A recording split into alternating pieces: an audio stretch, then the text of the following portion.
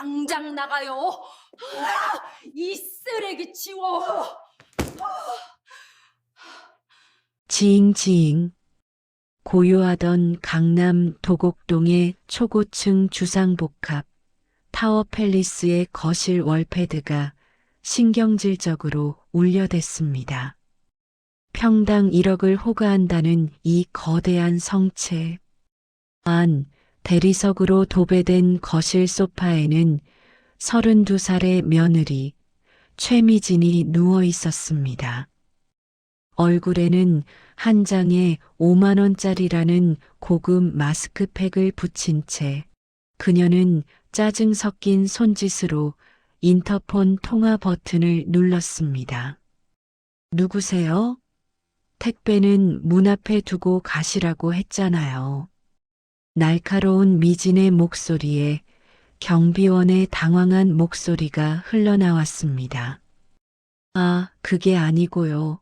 사모님, 어떤 할머니 한 분이 오셨는데 자꾸 박성훈 원장님 댁이라고 우기셔서요. 행색을 봐서는 잡상인 같은데. 미진의 미간이 확 찌푸려졌습니다. 마스크팩 위로도 드러날 만큼 노골적인 불쾌감이었습니다. 할머니요? 이 시간에요? 혹시 검은색 패딩 입고 뽀글머리 하셨어요? 네, 맞습니다. 검은 비닐봉지를 양손 가득 들고 계시네요. 내보낼까요?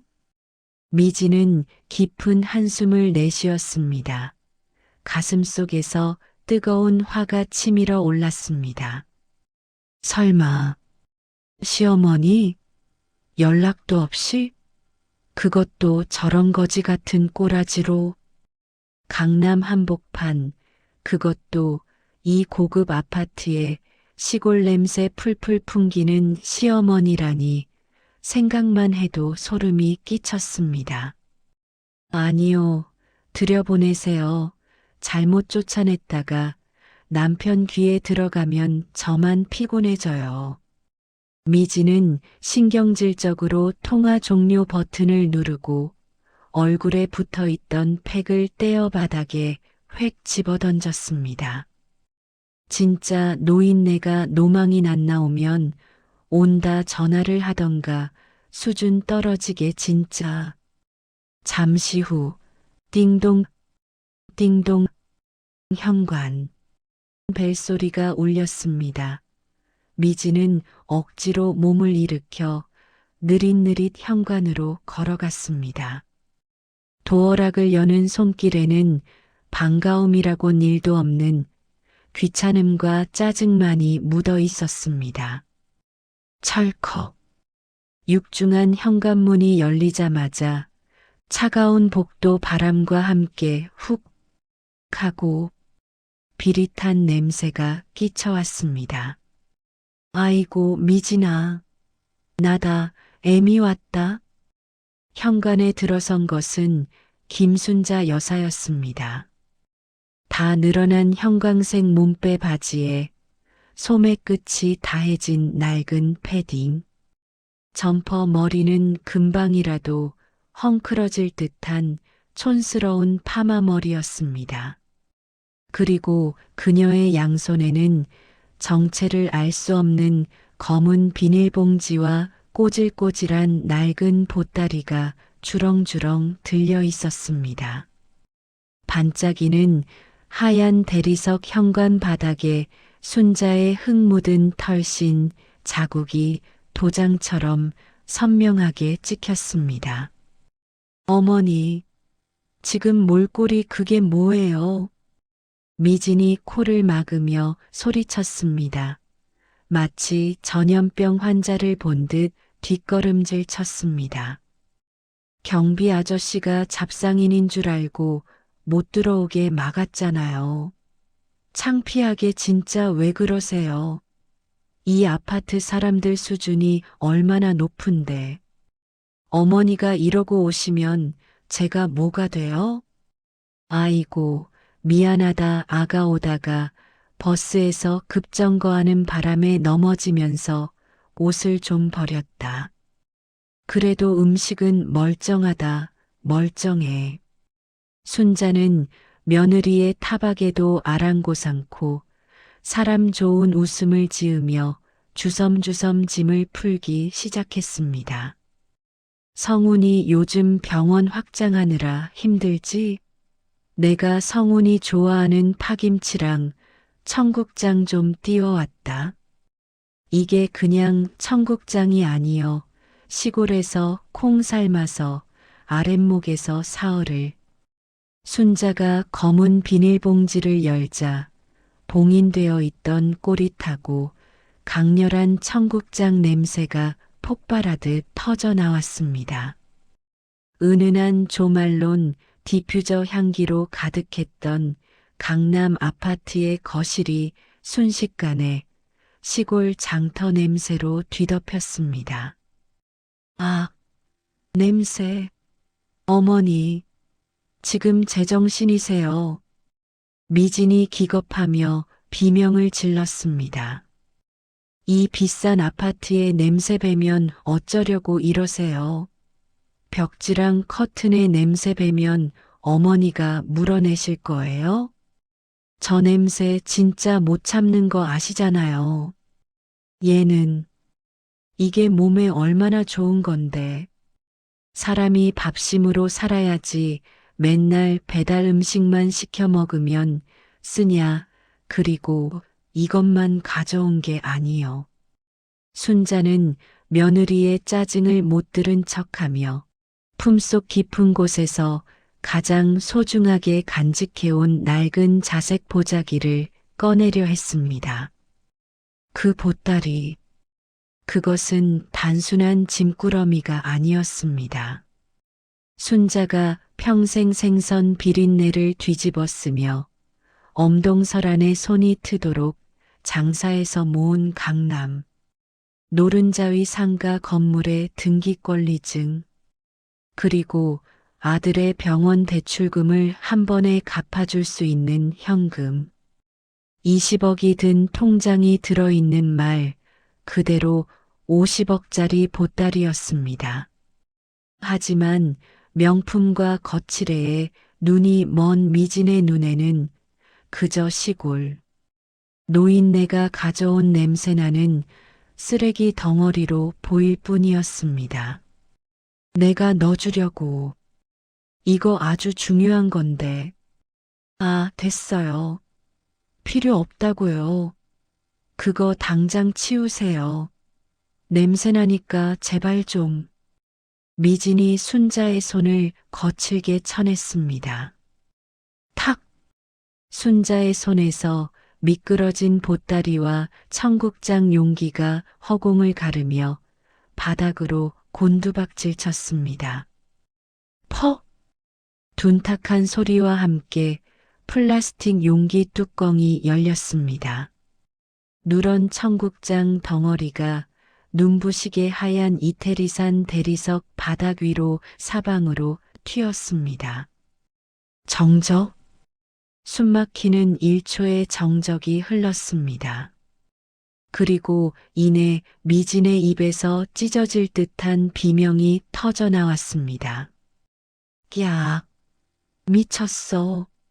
진짜 미쳤어. 내 대리석, 이거 얼마짜린 줄 알아요? 아, 김순자. 미진은 너무 화가 난 나머지 시어머니의 이름까지 막 부르며 발을 동동 구를 뿐이었습니다. 순자는 놀란 가슴을 부여잡고 바닥에 엎드렸습니다. 아이고, 아까워라. 이 귀한 걸. 어쩌나. 미진아, 걸레 좀 다오. 내가 닦으마. 내가 다 닦을게. 순자의 거칠고 투박한 손이 바닥에 쏟아진 청국장을 허겁지겁 주워 담기 시작했습니다. 손톱 밑에 흙이 낀 그 손으로 며느리의 눈치를 보며 바닥을 훔치는 노인의 모습은 처량하다 못해 비참했습니다. 걸레? 하, 참나. 지금 어머니 옷이 걸레보다 더 더러워요. 그 손 치워요. 더러우니까. 미지는 혐오스럽다는 눈빛으로 바닥을 기는 순자를 내려다보았습니다. 마치 밟아 죽여야 할 벌레를 보는 듯한 경멸의 눈빛이었습니다. 일어나세요, 당장. 그리고 이거 다 가지고 나가세요. 다시는, 정말 다시는 제 눈앞에 나타나지 마세요. 아가, 그래도 멀리서 왔는데 물이라도 한 잔. 아니면 성운이 올 때까지만이라도. 물? 이 꼴을 하고 물이 넘어가세요? 남편 오기 전에 빨리 가시라고요. 성운 씨가 어머니 이런 꼴 보면 저한테 뭐라고 하는 줄 아세요? 왜 자기 엄마 관리 안 하냐고 저한테 화낸다고요. 미지는 바닥에 널브러진 비닐봉지들을 발로 뻥뻥 걷어찼습니다. 터진 청국장 용기가 현관밖 복도로 나뒹굴었습니다. 그리고 순자의 등을 떠밀었습니다. 힘없는 노인의 몸이 낙엽처럼 밀려났습니다. 어머니, 제발 부탁인데요. 필요한 거 있으면 돈으로 붙여드릴게요. 아니, 돈 드릴 테니까 제발 수준 좀 맞춰서 사세요. 이런 거지 같은 꼴로 찾아오지 마시고요. 미지는 지갑에서 5만 원권 몇 장을 꺼내 순자의 얼굴을 향해 뿌렸습니다. 팔랑거리는 지폐가 순자의 낡은 패딩 점퍼 위로, 그리고 청국장이 묻은 바닥 위로 힘없이 떨어졌습니다. 차비하시고 가세요. 쾅! 순자가 무어라 변명할 틈도 없이 육중한 방화문이 닫혔습니다. 도어락이 잠기는 소리가 마치 단두대가 떨어지는 소리처럼 차갑게 울렸습니다. 센서 등이 꺼진 복도. 어둠 속에 순자는 덩그러니 남겨졌습니다. 옷에는 냄새나는 청국장이 묻어 있었고 바닥에는 며느리가 던진 돈, 몇 푼과 미처 전해주지 못한 낡은 보따리 하나가 놓여 있었습니다. 순자의 눈가가 붉게 달아올랐습니다. 평생 아들 하나만 보고 살았는데 그 아들 의사 만들겠다고 생선 비린내 참아가며 악착같이 살았는데 결국 돌아오는 대접이 이런 문전박대라니. 그래, 내가 주책이지. 강남 사모님 눈에 시장통 할망구가 사람으로 보였겠니? 순자는 떨리는 손으로 바닥에 떨어진 보따리를 집어들었습니다. 50억? 이 안에 든 것이 쓰레기가 아니라 자신들의 인생을 송두리째 바꿔줄 금덩어리라는 사실을 저 문 너머의 며느리는 꿈에도 모를 것입니다. 그때였습니다. 징 하고 엘리베이터 도착음이 울리더니 문이 열렸습니다. 퇴근하던 아들 성운이었습니다. 말끔한 슈트 차림의 성운이 복도에 쭈그리고 앉아있는 순자를 발견하고 멈칫했습니다. 엄마, 엄마가 여기 웬일이야? 연락도 없이? 아들의 목소리에 순자가 급히 눈물을 훔치며 고개를 들었습니다. 그래도 자식이라고 반가운 마음에 입가에 미소가 번졌습니다. 성훈아, 퇴근하냐? 애미가 너 좋아하는 반찬 좀 가져왔는데 미진이가 바쁜가 보더라. 문이 잠겨 있어서. 순자는 차마 며느리에게 쫓겨났다는 말을 할 수 없었습니다. 아들의 가정에 불화를 만들고 싶지 않은 어미의 마지막 배려였습니다. 하지만 아들의 반응은 순자의 기대를 무참히 짓밟았습니다. 성우는 어머니의 안부를 묻는 대신 바닥에 묻은 청국장, 자국과 어머니의 남루한 행색을 보며 인상을 찌푸렸습니다. 아, 엄마, 옷이 그게 뭐야? 여기 경비들이 얼마나 깐깐한데. 그리고 냄새나는 음식 좀 싸들고 다니지 말라니까.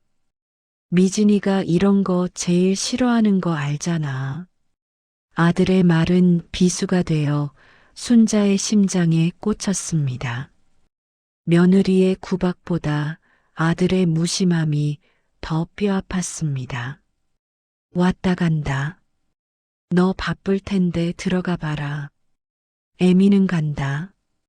순자는 도망치듯 비상계단 쪽으로 몸을 돌렸습니다. 엘리베이터를 탈 자격조차 없다는 듯 스스로 어둠 속으로 걸어 들어갔습니다. 엄마, 엘리베이터 타고 가. 왜 거기로 가? 차비는 있어? 성훈이 뒤에서 소리쳤지만 쫓아오지는 않았습니다.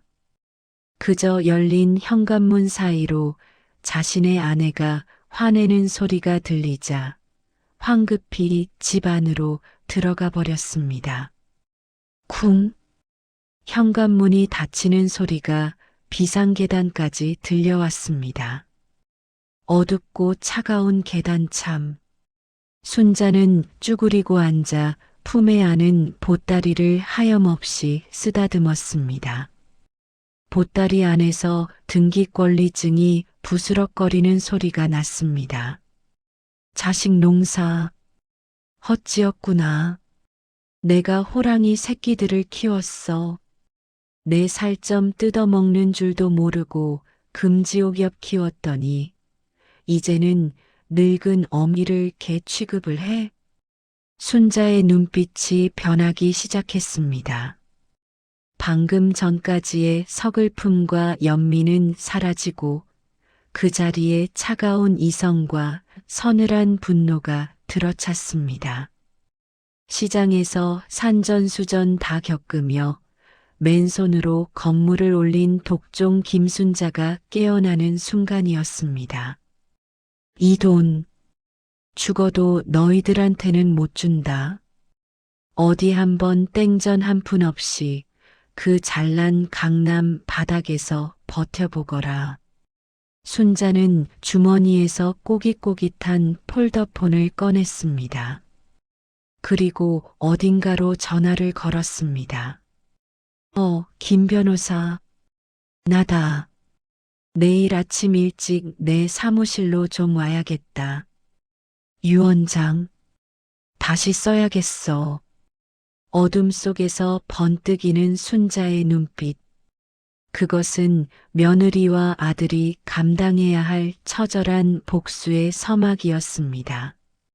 다음 날 아침, 강남의 한 성형외과 원장실.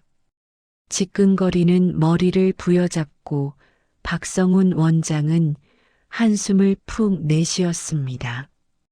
책상 위에는 대출 상환 독촉장과 내용 증명서가 수북이 쌓여 있었습니다.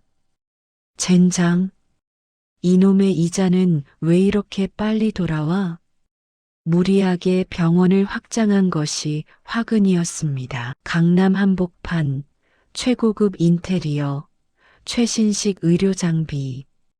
다들 개천에서 용났다며 부러워했지만 실상은 빛 좋은 개살구였습니다. 매달 나가는 임대료만 2천만 원. 직원 월급에 리스비에 대출 이자까지. 통장 잔고는 이미 바닥을 보이고 있었고 다음 달이면 직원들 월급도 밀릴 판이었습니다. 드르륵 진료실 문이 열리고 화려하게 차려입은 미진이 들어왔습니다. 그녀의 손에는 백화점 쇼핑백이 들려 있었습니다. 자기야, 나왔어. 점심 먹으러 가자. 오마카세 예약해놨어. 성우는 미간을 찌푸리며 쇼핑백을 노려보았습니다. 또 샀어? 이번 달 카드값만 3천이 넘었어. 지금 병원 상황 안 좋은 거 몰라? 아, 몰라. 짜증나게 진짜. 어제 그 노인네 때문에 집에서 냄새나서 잠도 못 잤단 말이야. 스트레스 받아서 가방 하나 산 게 죄야? 미지는 적반하장으로 소리를 질렀습니다. 청국장 냄새 뺀다고 업체 불러서 청소시킨 돈이 얼만 줄 알아? 어머니한테 청구하려다가 참은 거야. 성우는 말문이 막혔습니다. 철없는 아내에게 병원이 부도 직전이라는 말을 차마 할 수가 없었습니다. 그녀는 성운이 강남 원장이라서 결혼했지. 신용불량자가 될 성우는 상상도 못할 테니까요. 그때 성운의 머릿속에 어제 다녀간 어머니의 모습이 스쳐 지났습니다. 성운아, 애미가 줄 게 있다. 어머니가 내밀려던 그 꼬질꼬질한 보따리. 성우는 무심코 흘려들었던 어머니의 말이 생각났습니다. 잠깐, 엄마가 시골집 보증금 뺀 거 아니야? 성운의 눈이 번쩍 뜨였습니다. 시골 낡은 주택이지만 재개발 소문이 있어서 보증금이 꽤 될 거라는 이야기를 들은 적이 있었습니다. 그래, 그거야. 엄마가 어제 온 게 그 돈 주려고 오신 걸 수도 있어. 성우는 급히 핸드폰을 들었습니다. 하지만 통화 버튼을 누르려다 멈칫했습니다. 어제 그렇게 문전박대하고 쫓아냈는데 갑자기 전화해서 돈 이야기를 꺼내기가 민망했기 때문입니다.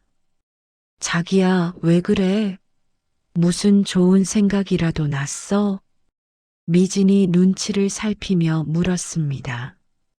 미진아, 어제 엄마가 가져온 보따리, 거기에 혹시 돈 봉투 같은 거 없었어? 돈? 그 거지 같은 보따리에 무슨 돈이 있어? 청국장 냄새나는 쓰레기뿐이었는데? 아니야. 엄마가 분명히 중요한 거라고 했어. 시골집 판 돈일지도 몰라. 최소한 1억은 될 거야. 1억? 미진의 눈동자가 흔들렸습니다. 1억이면 당장 급한 카드값을 막고도 사고 싶었던 밍크 코트를 살 수 있는 돈이었습니다. 진짜? 아니, 그런 말을 하지. 왜 냄새나게 청국장 같은 걸 들고 와서. 그럼 어떡해? 다시 오라고 할까? 아니, 내가 갈게. 지금 당장. 엄마 삐지셨을 수도 있으니까 가서 얼굴 좀 비추고 용돈 좀 드리는 척하면서 받아와야지. 성우는 서둘러 가운을 벗었습니다. 그의 눈에는 어머니에 대한 걱정보다 돈에 대한 탐욕이 이글거리고 있었습니다. 그래, 자기야. 빨리 갔다 와. 가서 그 돈 꼭 받아와. 1억이면 우리 숨통 좀 트이겠다. 미지는 남편의 등을 떠밀며 환하게 웃었습니다. 불과 어제 시어머니를 벌레 보듯 쫓아냈던 그 여자가 맞나 싶을 정도로 가증스러운 미소였습니다. 같은 시각, 서울 테헤란로의 한 고층 빌딩, 최고급 승용차가 로비 앞에 멈춰 섰습니다. 제복을 입은 운전기사가 뒷문을 열자 세련된 정장 차림의 노부인이 내렸습니다. 은발을 우아하게 넘기고 진주 목걸이를 한 그녀. 어제 며느리에게 쫓겨나던 그 초라한 김순자가 맞나 싶을 정도로 기품이 넘쳐 흘렀습니다. 어서 오십시오, 회장님. 로비에 도열해 있던 직원들이 90도로 허리를 숙여 인사했습니다. 순자는 가볍게 고개를 끄덕이며 전용 엘리베이터에 올랐습니다. 그녀는 사실 시장에서 번 돈으로 땅을 사고 건물을 올려 강남에만 빌딩 세 채를 소유한 숨겨진 재력가 큰손 김 회장이었습니다. 자식에게 짐이 되기 싫어서, 그리고 돈 보고 달려드는 날파리들이 싫어서 철저하게 신분을 숨기고 살아왔을 뿐. 회장실 문이 열리고 김 변호사가 자리에서 일어나 맞이했습니다. 오셨습니까, 회장님? 어제 말씀하신 서류 준비해뒀습니다. 김 변호사는 탁자 위에 놓인 낡은 보따리를 가리켰습니다. 어제 미진이 쓰레기 취급하며 집어 던졌던 청국장 국물이 튀어 얼룩덜룩한 바로 그 보따리였습니다. 순자는 자리에 앉아 보따리를 풀었습니다. 청국장 냄새 대신 묵직한 돈 냄새가 풍겨져 나왔습니다. 보따리 안에서 나온 것은 테헤란로 S타워 등기권리증, 강남 어빌딩, 매매 계약서, 그리고 현금 20억이 입금된 통장과 도장이었습니다. 이걸 정말 다 정리하시겠습니까? 아드님 병원 자금으로 쓰시려고 따로 빼두신 거잖습니까? 김 변호사가 안타까운 듯 물었습니다. 그는 순자가 아들을 위해 얼마나 헌신했는지 누구보다 잘 아는 사람이었습니다. 순자는 찻잔을 들어 입술을 적셨습니다. 씁쓸한 녹차 맛이 입안을 감돌았습니다. 김 변호사, 내가 어제 무슨 꼴을 당했는지 아나? 내 며느리가 나한테 5만 원을 던지더구먼. 냄새나니까 꺼지라고. 거지 적선하듯이. 순자의 눈매가 매섭게 올라갔습니다. 그리고 내 아들놈은 엘리베이터도 타지 말라더구나. 자기 마누라 비위 상한다고. 순자는 품에서 만년필을 꺼냈습니다. 그리고 김 변호사가 내민 유언장 수정본을 끌어당겼습니다. 상속인 박성훈이라고 적혀있던 부분을 거침없이 두 줄로 그어버렸습니다. 회장님, 이 돈은 내 피고 내 살이야. 생선 내장 만져가며 겨울바람에 살 터져가며 모은 돈이야. 그런데 이걸 제 어미를 거지 취급하는 놈들에게 줘?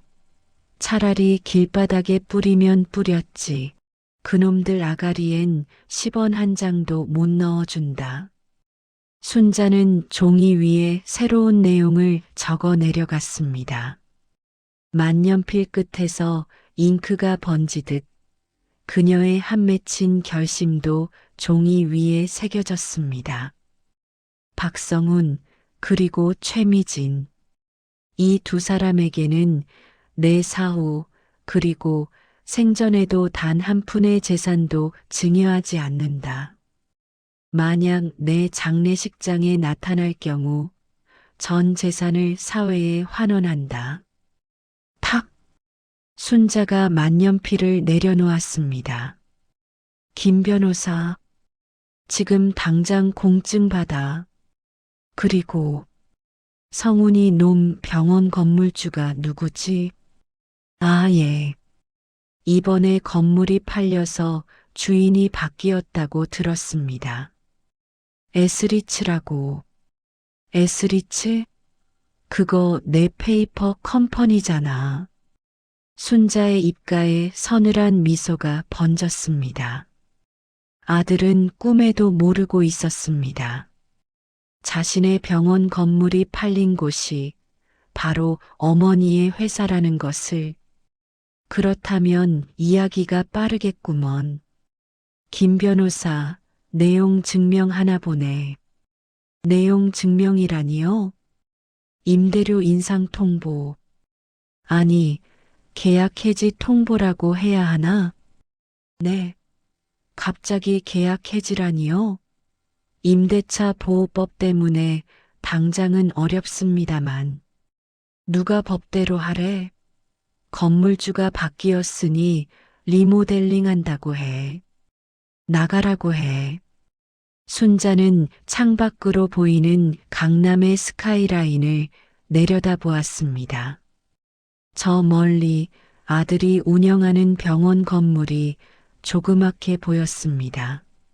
내 아들 성훈아, 너는 강남 바닥에서 원장 소리 들으며 떵떵거리고 사는 게 다 내가 잘나서인 줄 알지? 천만에. 내가 밟고 서 있는 그 땅, 내 머리 위에 있는 그 지붕, 다 이 애미가 바치고 있었던 거야. 이제 그 받침대 내가 빼버리마. 어디 한번 맨바닥에서 굴러봐라. 그때도 내 마누라가 너를 원장 대접해 주나 보자.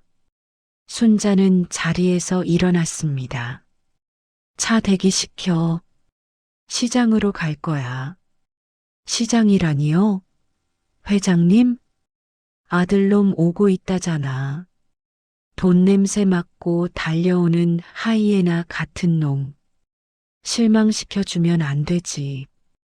가서 세상에서 가장 초라한 행색으로 맞이해줘야지. 순자의 눈빛이 번뜩였습니다. 그것은 자식을 훈육하려는 어머니의 눈빛이 아닌 사냥감을 노리는 맹수의 눈빛이었습니다. 1시간 후, 서울의 한 재래시장. 비릿한 생선 냄새와 사람들의 고함 소리가 뒤섞인 시끄러운 골목. 성운의 고급 세단이 시장 입구에 멈춰 섰습니다. 미지는 차에서 내리기도 싫은지 창문만 빼꼼히 내렸습니다. 자기야, 빨리 갔다 와. 나 여기 바닥 더러워서 내리기 싫어. 그리고 냄새 배니까 차 문 빨리 닫고. 알았어. 금방 올게. 성우는 쫓기듯 차에서 내려 시장 안으로 뛰어들어갔습니다. 어머니가 장사하던 생선가게.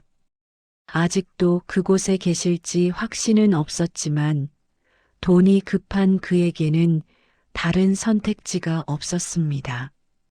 저기, 실례합니다. 여기 김순자 할머니, 아직 장사하시나요? 성운이 옆 가게 상인에게 물었습니다. 상인은 성운을 위아래로 훑어보더니 퉁명스럽게 대답했습니다. 순자 할매, 저기 안쪽 구석에 있어. 근데 댁은 누슈? 아들? 네, 제가 아들입니다. 아들이라는 말에 상인의 표정이 묘하게 일그러졌습니다. 아들. 그래, 가봐. 할매가 아들 기다리느라 목이 빠지더구먼. 성우는 상인의 눈빛이 마음에 걸렸지만 급히 발걸음을 옮겼습니다. 시장 가장 구석진 곳, 햇빛도 잘 들지 않는 음습한 자리. 그곳에 순자가 있었습니다. 어제보다 더 낡은 옷을 입고 생선 대가리를 치고 있는 어머니. 앞치마는 피투성이고 손은 퉁퉁 부르터 있었습니다. 엄마, 성운이 불렀습니다. 순자가 천천히 고개를 들었습니다.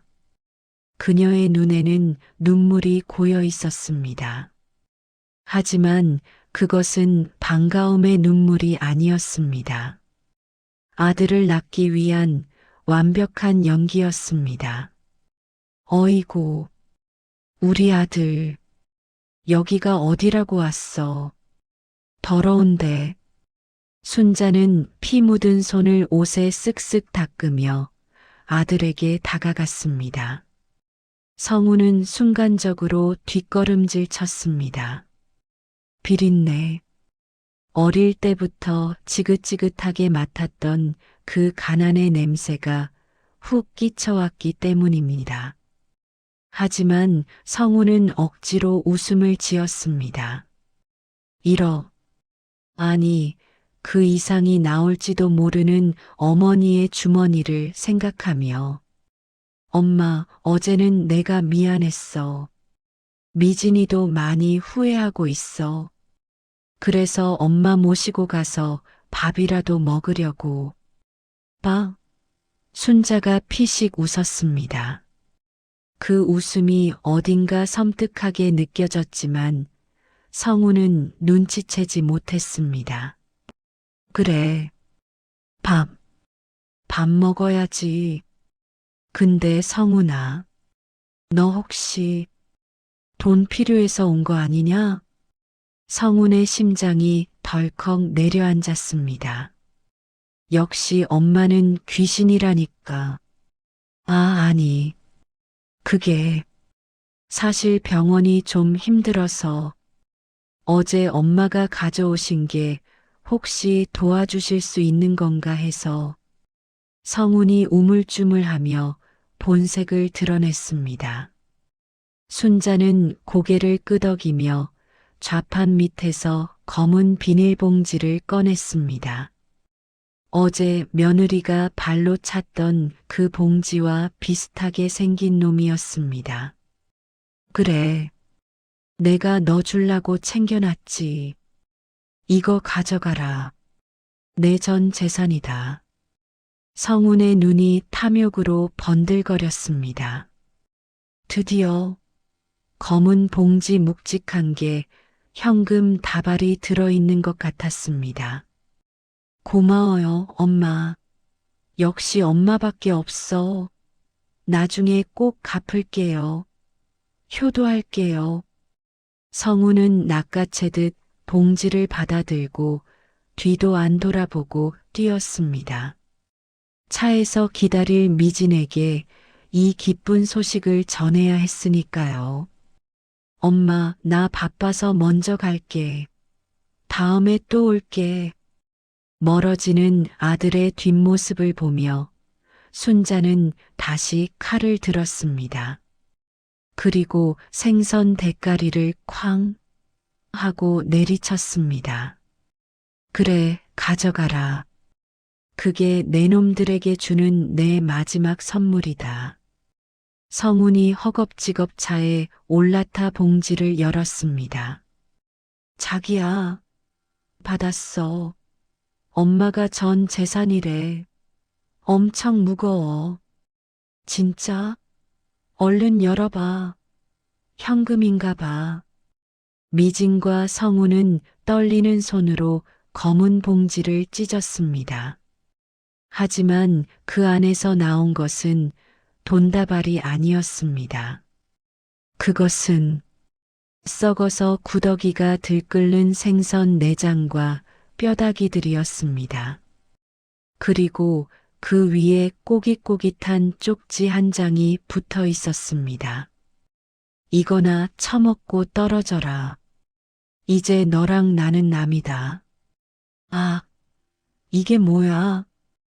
차 안은 순식간에 썩은 생선 냄새와 두 사람의 비명소리로 아수라장이 되었습니다. 그리고 그 시각 순자의 핸드폰으로 문자 한 통이 도착했습니다. 발신 에스리츠 수신 박성훈 원장 내용 임대차 계약 해지 및 퇴거 통보. 순자는 피 묻은 앞치마를 벗어 던졌습니다. 그리고 주머니에서 선글라스를 꺼내 썼습니다. 자, 이제 시작이다. 지옥에 온 걸 환영한다, 아들아. 우에, 우에.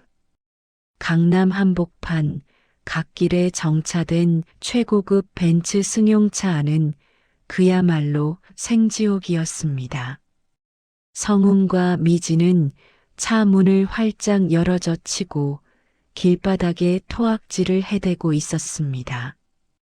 검은 비닐봉지에서 쏟아져 나온 썩은 생선 내장과 구더기들이 이태리산 가죽 시트 사이사이로 파고들었습니다. 이게 뭐야? 이게 뭐냐고. 당신 엄마 미친 거 아니야? 어떻게 사람한테 이런 걸 줘? 내 차, 내 에르메스 가방, 다 썩었어. 미지는 썩은 내장이 묻은 명품 가방을 바닥에 패대기치며 발광했습니다. 지독한 악취가 진동을 했습니다. 지나가는 사람들이 코를 막고 힐끔거리며 쳐다봤지만 체면을 차릴 겨를조차 없었습니다. 성우는 헛구역질을 하며 핸드폰을 확인했습니다. 아까 도착했던 문자 메시지. 그것은 악몽이 아니었습니다.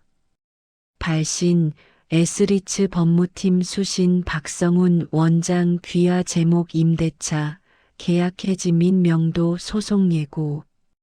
본 건물은 리모델링 예정으로 귀하의 병원 임대차 계약을 즉시 해지함을 통보합니다. 2주 내로 퇴거하지 않을 시 명도 소송 및 강제 집행이 진행됨을 알려드립니다. 성훈의 손이 사시나무 떨듯 떨렸습니다. 2주. 단 2주 만에 이 거대한 병원을 비우라니. 말도 안 되는 소리였습니다. 인테리어 비용만 10억을 쏟아부었는데 이제 와서 나가라니요. 이건 아니야. 갑자기 이게 무슨 날벼락이야. 자기야, 정신 차려. 지금 토하고 있을 때가 아니야. 건물주한테 가봐야지. 도대체 어떤 미친놈이길래 하루아침에 나가라 말아야. 미진이 악을 쓰며 성훈의 멱살을 잡았습니다.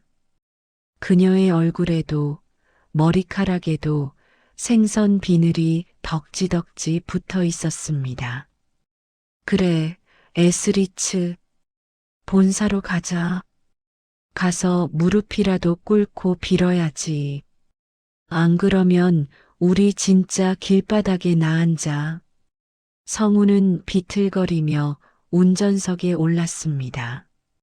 악취가 진동하는 차를 몰고 그들은 테헤란로에 위치한 에스리츠 본사로 향했습니다. 에스리츠 본사, 에스타워. 강남에서 가장 높고 화려하기로 소문난 빌딩. 그 꼭대기층, 회장실 앞.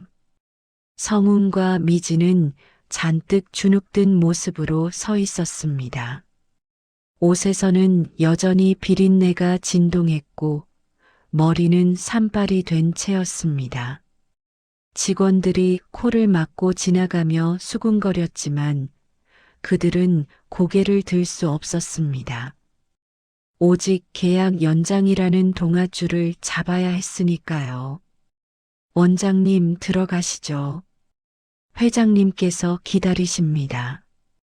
비서실장이 차갑게 말하며 문을 열어주었습니다. 성우는 마른 침을 삼키며 회장실 안으로 발을 들였습니다. 드넓은 집무실, 통유리 너머로 강남 시내가 한눈에 들어오는 압도적인 공간이었습니다. 그 끝에 거대한 회장 의자가 창밖을 향해 놓여 있었습니다. 회장님, 바쁘신데 시간 내주셔서 감사합니다. 저는 이 건물 5층에 있는 박성훈 성형외과 원장입니다. 다름이 아니라 갑자기 퇴거 통보를 받아서 저희가 인테리어 한 지 얼마 안 됐거든요. 제발 선처를 부탁드립니다. 성훈은 들어오자마자 90도로 허리를 숙이며 애원했습니다. 옆에 있던 미진도 덩달아 고개를 숙였습니다. 저기요, 회장님. 저희 남편이 강남에서 꽤 유명한 의사거든요. 월세 밀린 적도 없는데 너무 갑질하시는 거 아니에요? 저희 쫓아내시면 언론에 다 제보할 거예요. 미지는 겁도 없이 쏘아붙였습니다. 평소에 그 아나무인 성격이 여기서도 튀어나온 것입니다. 성훈이 기겁하며 아내의 팔을 꼬집었지만 이미 엎질러진 물이었습니다. 기익.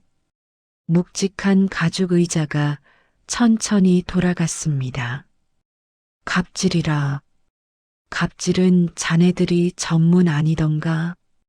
익숙한 목소리. 너무나도 차갑지만 어딘가 낯익은 그 목소리에 성훈과 미진의 고개가 번쩍 들렸습니다. 그리고 그들의 눈동자가 찢어질 듯 커졌습니다. 의자에 앉아 있는 사람. 최고급 이태리 슈트를 입고 다리를 꼬고 앉아 싸늘하게 자신들을 내려다보는 여인. 그 사람은 바로 어제 자신들이 쫓아냈던, 오늘 아침 썩은 생선을 보냈던 어머니 김순자였습니다. 엄마, 어머니. 성훈과 미지는 동시에 비명을 질렀습니다. 자신들의 눈을 의심했습니다. 시장 바닥에서 생선이나 팔던 노인네가 왜 여기, 이 거대한 회장실에 앉아 있는 건가? 이게 꿈인가? 몰래카메라인가? 왜 내가 여기 있으니 놀랍냐? 아니면 생선 비린내 나는 할망구가 회장 자리에 앉아 있으니 우스워 보이냐? 순자가 선글라스를 벗으며 탁자 위에 던졌습니다. 그녀의 눈빛은 서슬 퍼런 칼날 같았습니다. 아니. 엄마가 왜? 여기가 엄마 회사야? 말도 안 돼. 엄마 그냥 생선 장수잖아. 성훈이 뒷걸음질 치며 중얼거렸습니다. 다리에 힘이 풀려 주저앉을 뻔했습니다. 생선 장수? 그래, 맞다. 내놈 대학 등록금, 의대 학비, 그리고 내가 떵떵거리며 쓰는 그 병원 개원 자금. 다 그 생선 장수가 피 같은 돈 모아서 만들어준 거다. 순자가 자리에서 일어나 천천히 그들에게 다가갔습니다. 또각. 구두 굽소리가 성훈과 미진의 심장을 짓누르듯 압박해왔습니다. 그런데 너희는 나한테 뭘 줬지? 썩은 청국장 취급? 문전박대? 엘리베이터도 타지 말라고? 순자의 목소리가 점점 높아졌습니다. 그녀의 분노가 활화산처럼 폭발했습니다. 어머니, 아니 회장님, 저희가 몰라 뵀어요. 오해가 있었어요. 어제는 제가 너무 예민해서 어머니 깜짝 놀라게 해드리려고 연기하신 거죠? 그렇죠? 미진이 상황 파악을 하고는 재빨리 태세를 전환했습니다. 그녀는 썩은 내장이 묻은 옷자락을 휘날리며 순자의 다리에 매달렸습니다. 이건 알아. 더러운 손으로 어딜 만져. 순자가 미진을 거칠게 발로 찼습니다. 어제 미진이 자신의 보따리를 찾던 것처럼 똑같이, 아니 더 강하게. 팍! 미진이 바닥에 나뒹굴었습니다. 엄마, 미진이한테 왜 그래? 아무리 그래도 며느리한테 발길질은 너무하잖아. 성훈이 아내를 감싸며 소리쳤습니다. 아직도 상황 파악이 덜 된 철없는 아들이었습니다. 너무해. 너희가 나한테 한 짓은 너무한 게 아니고 어제 그 추운 복도에 내 어미를 버려두고 들어갈 때 너는 마음이 편하더냐? 내가 준 보따리 쓰레기라고 욕하며 버릴 때 너희는 양심의 가책이라도 느꼈어? 순자는 책상 위에 있던 서류 뭉치를 집어 성훈의 얼굴에 뿌렸습니다. 하얀 A사 용지들이 눈꽃처럼 흩날렸습니다. 그것은 성훈의 병원 임대차 계약서 원본이었습니다. 자 봐라. 이 건물의 주인 에스리츠 대표이사 김순자. 그게 바로 나다. 내 놈이 그렇게 무시하던 시장통 생선 장수 할망구라고. 성훈은 바닥에 떨어진 계약서를 주워들었습니다. 대표이사 김순자 선명하게 찍힌 도장. 그것은 어머니가 생선 팔 때 쓰던 그 낡은 도장이었습니다. 엄마, 그럼 내 병원 건물이 다 엄마 거였어? 나는 그것도 모르고. 성훈의 얼굴이 흙빛으로 변했습니다. 자신이 딛고 서 있던 땅이 통째로 꺼지는 기분이었습니다.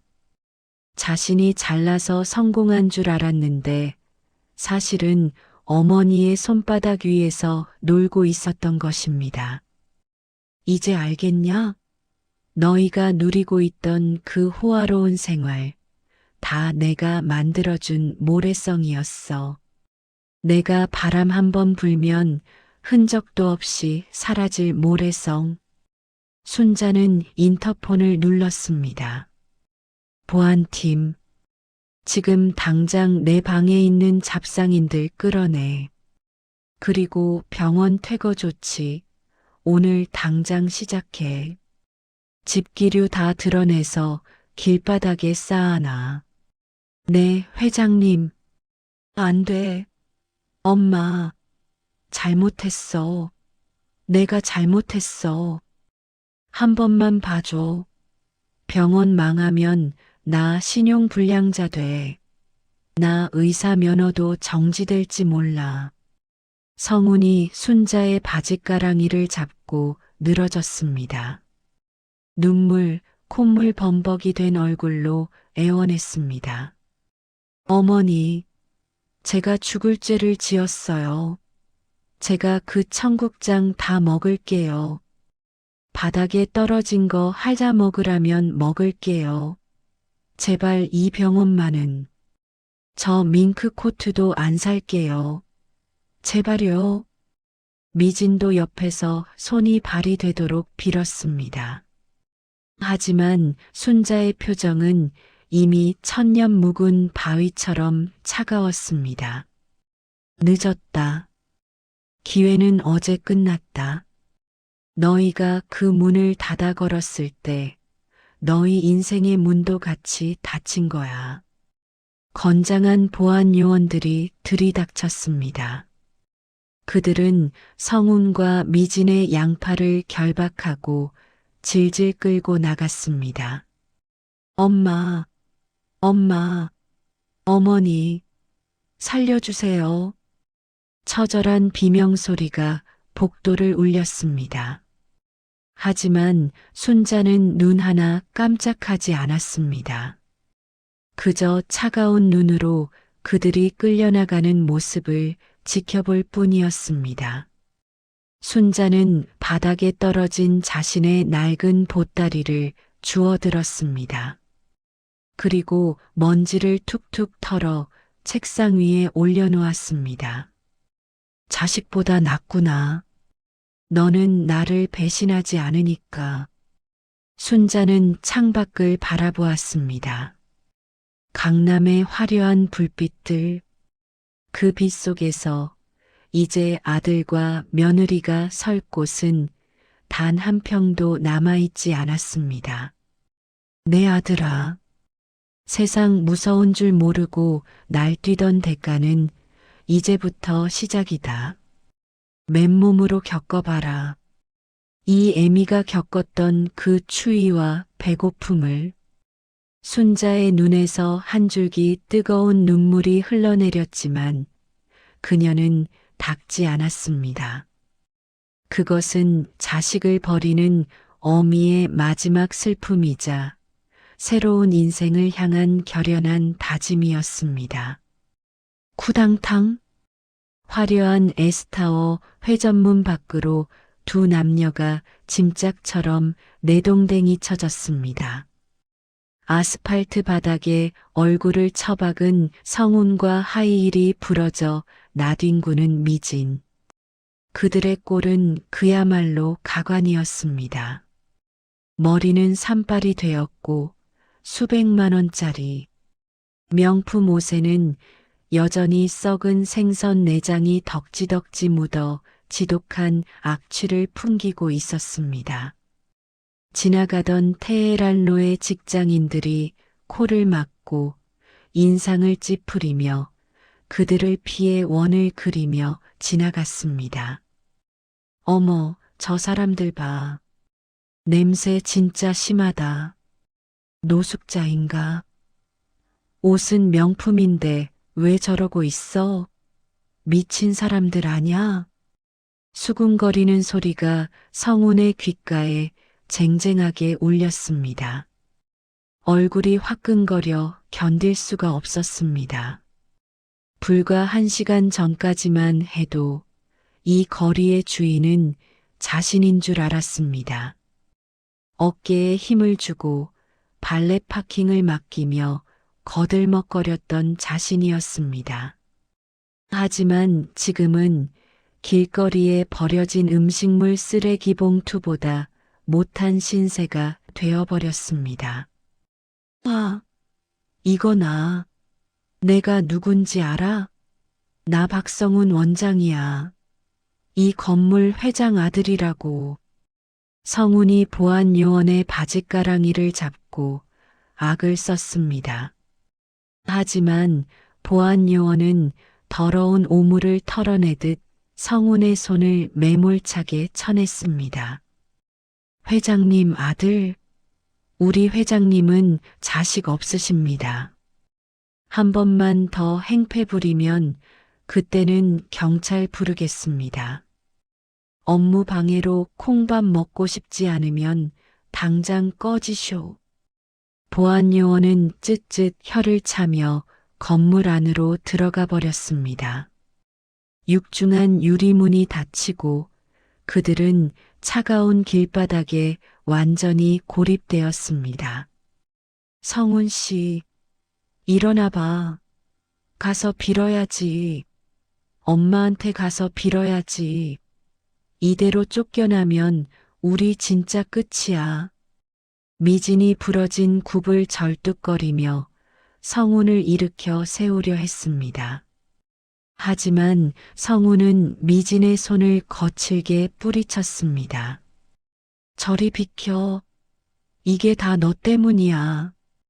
뭐? 나 때문이라고? 그래. 내가 엄마 무시하지만 않았어도, 어제 그 문전 박대만 안 했어도, 청국장 냄새 난다고 난리만 안 쳤어도, 엄마가 50억, 아니 100억을 나한테 줬을 거야. 내가 내 인생 다 망쳤어. 이 거지 같은. 성훈의 눈이 뒤집혔습니다. 그동안 미진의 기에 눌려 숨도 못 쉬고 살았던 억하심정이 한꺼번에 터져 나왔습니다. 뭐? 거지? 아, 박성훈, 너 말 다 했어? 내가 강남 원장이라서 결혼해줬더니 알고 보니 빚더미의 마마보이. 나야말로 사기 결혼 당했어. 내 청춘 물어내. 내 인생 물어내라고. 미지는 들고 있던 에르메스 가방으로 성운의 머리통을 후려갈겼습니다. 퍽! 퍽! 가방에 묻어있던 생선 찌꺼기가 성운의 얼굴로 튀었습니다. 성운도 참지 않고 미진의 머리채를 잡았습니다. 강남 한복판 에스타워 앞에서 때 아닌 부부 싸움이 벌어졌습니다. 서로 물어뜯고 핥히고 바닥을 구르며 싸우는 꼴이 개싸움과 다를 바 없었습니다. 사람들이 핸드폰을 꺼내 동영상을 찍기 시작했습니다. 강남 썩은 내장 커플의 현피라는 제목으로 SNS에 퍼져나갈 치욕적인 순간이었습니다. 그때 띠링, 띠링 두 사람의 주머니에서 동시에 핸드폰 알림음이 울렸습니다. 싸움을 멈추고 헐떡거리며 핸드폰을 확인한 두 사람의 얼굴이 하얗게 질렸습니다. 카드 승인 거절 사유한도 초과 및 거래 정지 발신 5카드. 차량 리스 계약 해지 통보 사유, 신용 등급 하락 및 보증인 김순자의 보증 철회 즉시 차량을 반납하지 않을 시 도난 차량으로 신고됩니다. 뭐야? 엄마가 보증도 섰었어? 성우는 그제야 알았습니다. 자신이 타던 최고급 벤츠, 병원 의료기기 리스, 심지어 마이너스 통장까지 모든 신용의 뒤에는 어머니 김순자의 보증이 있었다는 것을, 그 보증이 사라지는 순간 성우는 신용불량자, 아니 빚쟁이로 전락하는 것이었습니다. 내 차, 내 벤츠, 저거 없으면 나 집에 어떻게 가? 미진이 갓길에 세워둔 차로 달려갔습니다. 하지만 차는 이미 반응하지 않았습니다. 스마트키를 아무리 눌러도 문은 열리지 않았습니다. 리스 회사에서 원격으로 시동을 차단해버린 것입니다. 아, 문 열어. 문 열라고. 이 똥차야. 미진이 차 문을 발로 차며 울부짖었지만 차는 묵묵부답이었습니다. 오히려 지나가던 견인차가 다가와 차를 들어올릴 준비를 하고 있었습니다. 안 돼. 가져가지 마요. 우리 차란 말이에요. 성운과 미진이 견인차 기사에게 매달렸지만 기사는 서류 한 장을 내밀 뿐이었습니다. 법대로 하는 겁니다. 방해하시면 공무집행 방해입니다. 비키세요. 붕 견인차가 벤츠를 매달고 유유히 사라졌습니다. 그 뒷모습을 바라보는 두 사람의 눈빛은 공허하다 못해 썩어 들어가고 있었습니다. 이제 우린 어떻게? 갈 데도 없잖아. 집도 병원도 다 뺏기면. 미진이 주저앉아 엉엉 울기 시작했습니다. 검은 눈물이 흘러내려 생선 비늘과 뒤섞였습니다. 지나가던 똥개도 쳐다보지 않을 추레한 몰골이었습니다. 성우는 멍하니 에스타워 꼭대기를 올려다보았습니다. 저 높은 곳, 어머니가 계신 그곳이 까마득하게 멀게 느껴졌습니다. 엄마, 내가 잘못했어. 제발 문 좀 열어줘. 하지만 닫힌 문은 다시는 열리지 않았습니다. 찬바람만이 휑하니 불어와 두 사람의 썩은 옷자락을 흔들 뿐이었습니다. 같은 시각, S타워 회장실. 순자는 창문 아래로 내려다 보이는 두 점의 얼룩을 바라보고 있었습니다. 개미보다 작게 보이는 아들과 며느리.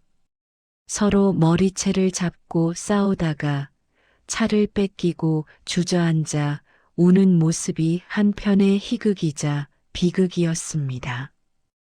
김 변호사, 네, 회장님. 저것들 처리 확실하게 했나? 네. 병원 집기류는 법원 집행관 입회하에 경매 처분 절차 들어갔습니다. 아드님 명의로 된 아파트 전세 보증금도 가압류 걸어놨고요. 아마 오늘 밤부터는 찜질방 갈 돈도 없을 겁니다. 잘했다. 아주 잘했어. 순자는 찻잔을 내려놓았습니다. 속이 시원할 줄 알았는데 가슴 한구석이 뻥 뚫린 듯 허전했습니다. 하지만 후회는 없었습니다. 썩은 살은 도려내야 새 살이 돋는 법이니까요. 그리고 이건 어떻게 할까요? 김 변호사가 탁자 위에 놓인 낡은 보따리를 가리켰습니다. 50억 상당의 등기권리증과 통장. 아들이 그토록 탐내던 하지만 스스로 걷어차 버린 그 보따리였습니다. 순자는 보따리를 어루만졌습니다. 평생의 피와 땀. 이것을 가치 있게 쓸 곳이 필요했습니다. 이 돈, 주인이 따로 있어. 주인이라니요? 순자는 서랍에서 낡은 사진 한 장을 꺼냈습니다.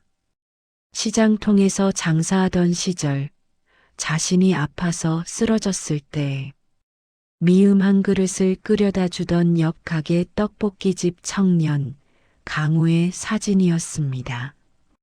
부모 없이 자랐어도 심성 하나는 비단결 같던 녀석이지. 내가 성운이 학비된다고 쩔쩔맬 때 군말 없이지 월급 쪼개서 보태주던 놈이야. 성운이 놈은 기억도 못하겠지만 순자의 눈가가 촉촉해졌습니다. 친자식은 어미 등골을 빼먹으려 혈안인데 피 한 방울 안 섞인 남이 오히려 자식 노릇을 했던 지난 날들. 그 청년 지금 어디 있는지 알아?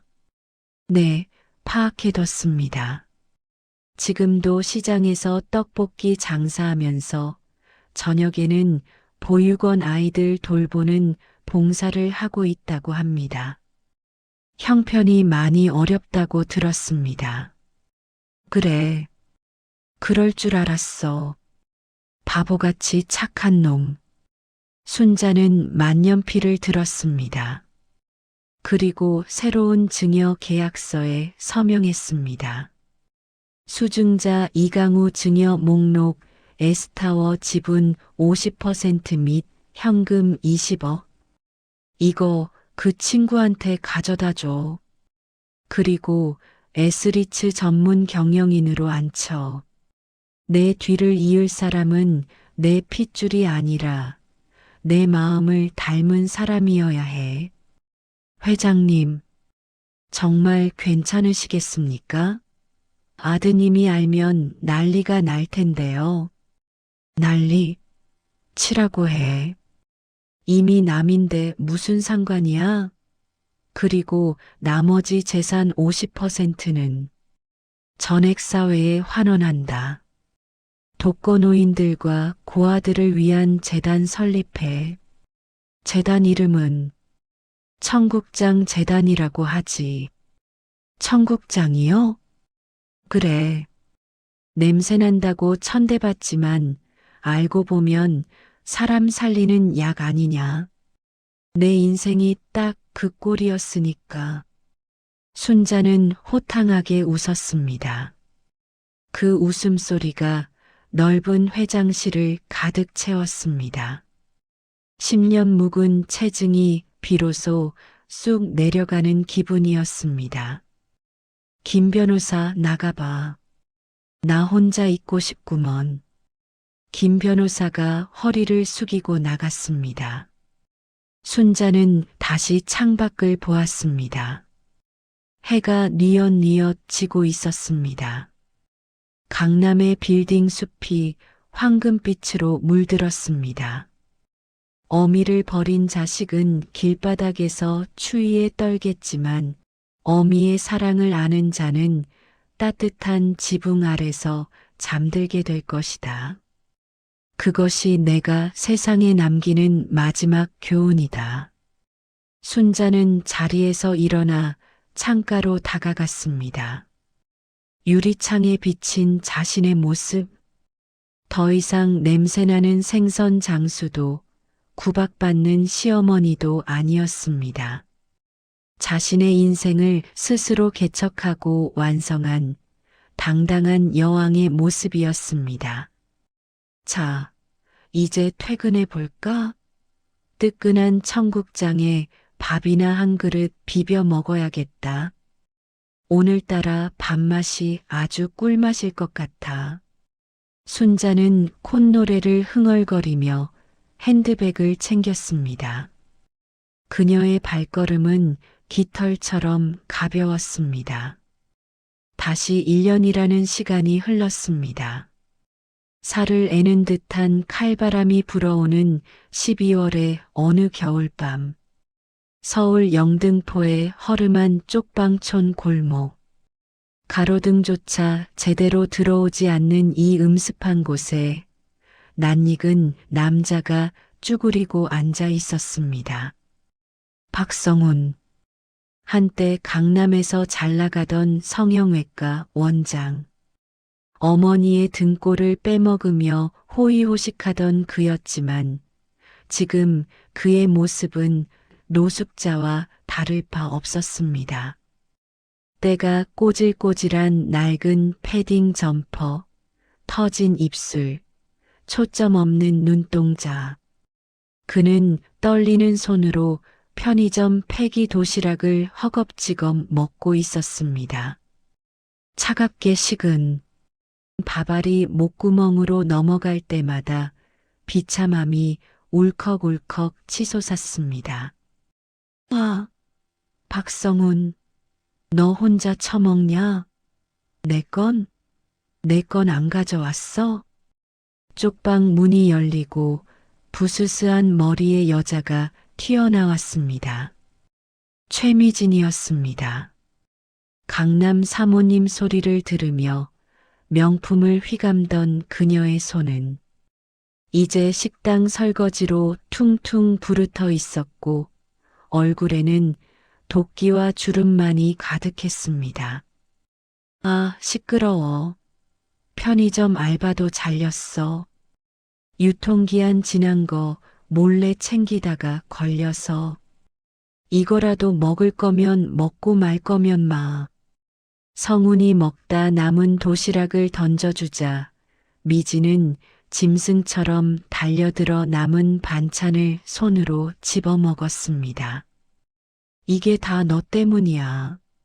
내가 1억만 챙겨왔어도, 아니 50억 보따리만 안 버렸어도 우리가 이 꼴로 살진 않았을 텐데. 미진이 밥알을 튀기며 악을 썼습니다. 두 사람은 1년 전 그날 모든 재산을 압류당하고 길거리에 나앉았습니다. 이혼하려고 했지만 서로에게 떠넘긴 빚 때문에 소송 비용조차 없어. 이 지옥 같은 쪽방에서 엉겨붙어 살고 있었습니다. 닥쳐. 그 보따리 내가 발로 찼잖아. 내가 냄새난다고 지랄만 안 했어도. 성훈이 소리치며 미진을 밀쳤습니다. 좁은 방 안에서 두 사람은 서로를 뜯어먹을 듯이 노려보았습니다. 사랑은커녕 증오와 원망만이 남은 지옥도 그 자체였습니다. 그때였습니다. 열려진 쪽방 문틈으로 맞은편 전파상 TV 소리가 들려왔습니다. 뉴스 속보입니다.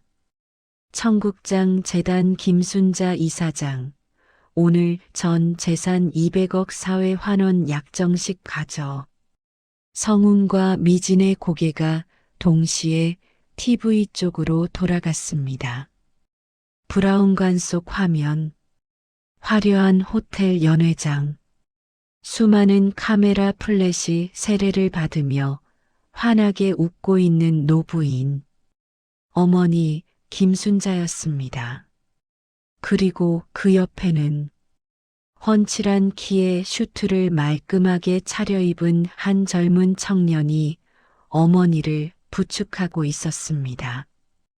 김순자 이사장님의 뜻을 이어받아 에스리치의 새로운 대표이사로 취임한 이강우 대표입니다. 두 분은 피 한 방울 섞이지 않았지만 친모자 이상의 끈끈한 정을 보여주고 계십니다. 아나운서의 멘트가 성훈의 고막을 때렸습니다. 이강우, 시장통에서 떡볶이 팔던 그놈. 어머니가 아플 때 죽을 끓여주고 성훈이 외면했던 어머니의 생일을 챙겨주던 그 가난뱅이 청년이었습니다. 저 자리는 내 자리인데 내가 저기 서 있어야 하는데. 성훈은 먹던 도시락을 떨어뜨렸습니다. TV 속 강우는 성훈이 그토록 갖고 싶었던 에스타워의 주인이 되어 어머니의 손을 꼭 잡고 있었습니다. 그리고 어머니의 옷. 성훈이 사준 적 없는 최고급 캐시미어 코트와 따뜻한 목도리. 강우가 직접 둘러주는 그 목도리 속에서 어머니는 세상 누구보다 행복해 보였습니다. 으아, 엄마. 성우는 TV를 향해 기어가며 울부짖었습니다. 유리창을 긁으며 통곡했습니다. 내가 아들이잖아. 내가 진짜 아들이라고. 저놈은 가짜야. 엄마 돈 노린 가짜라고. 하지만 아무리 소리쳐도 TV 속 어머니는 들을 수 없었습니다. 아니, 들렸다 해도 이제는 돌아보지 않을 것입니다. 미진도 바닥에 주저앉아 멍하니 화면을 바라보았습니다. 자신이 쓰레기 취급했던 그 시어머니가 대한민국이 존경하는 기부 천사가 되어 있는 모습, 자신이 걷어찼던 그 복이 남에게 넘어가 찬란하게 빛나는 모습, 그것은 지옥에 떨어진 죄인들이 보는 천국의 풍경과도 같았습니다. 닿을 수 없기에 더욱 고통스러운 형벌이었습니다. 같은 시각, 에스타워 펜트하우스. 행사를 마치고 돌아온 순자는 편안한 옷으로 갈아입고 식탁 앞에 앉았습니다. 식탁 위에는 김이 모락모락 나는 구수한 청국장과 갓 지은 밥이 차려져 있었습니다. 어머니, 식사하세요. 오늘 행사하시느라 고생 많으셨죠? 강우가 숟가락을 놓아드리며 살갑게 웃었습니다.